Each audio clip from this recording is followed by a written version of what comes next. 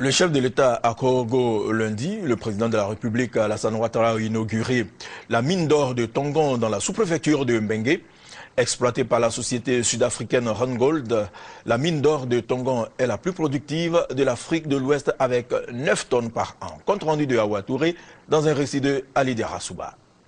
Le sous-sol ivoirien est doté d'une grande potentialité.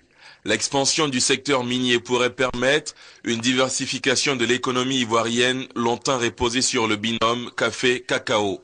C'est donc à juste titre que le président de la République Alassane Ouattara, qui veut faire de l'industrie minière le second pôle de développement de la Côte d'Ivoire, a fait le déplacement de Tongon pour l'ouverture officielle de la mine d'or, exploitée par la société sud-africaine Randgold. La mine d'or de Tongon est l'une des mines les plus productives de l'Afrique de l'Ouest avec 9 tonnes par an.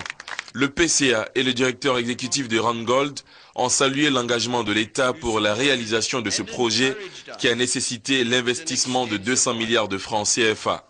Ils se sont réjouis de la réussite de ce partenariat sud-sud avant de réaffirmer leur foi en l'avenir de la Côte d'Ivoire. À la suite des premiers responsables de Randgold, le médiateur de la République Ngolo Coulibaly, fils de la région, a indiqué que la mine d'or de Tongon est un élément de fierté pour le département de Korogo. Il a souhaité que toutes les dispositions soient prises pour la préservation de l'environnement. La mine d'or de Tongon, selon le ministre des Mines, de l'Énergie et du Pétrole, Adama Toungara, est le fleuron de l'industrie minière ivoirienne. La cérémonie de ce matin est un événement majeur pour la Côte d'Ivoire, car notre pays prend le pari de faire des secteurs des mines, des hydrocarbures et de l'électricité le second pôle de son développement économique et social.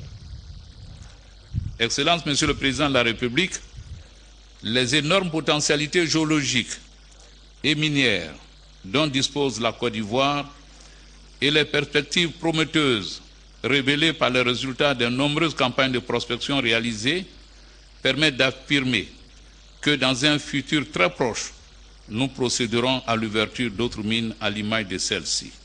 Pour le président de la République Alassane Ouattara, la mine d'or de Tongon est l'un des premiers jalons posés pour faire de l'industrie minière un pôle majeur de développement.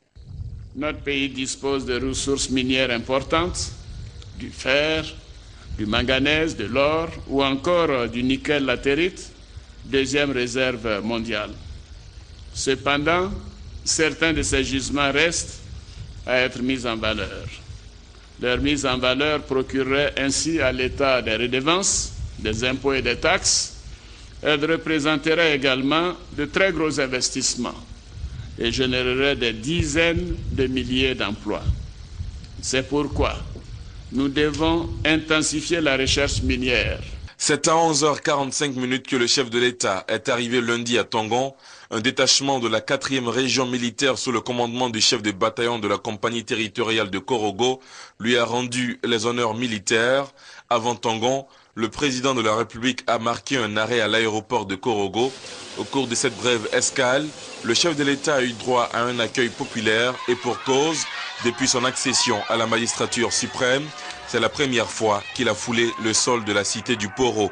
L'occasion pour le président de la République d'appeler tout le monde à la paix et à la réconciliation.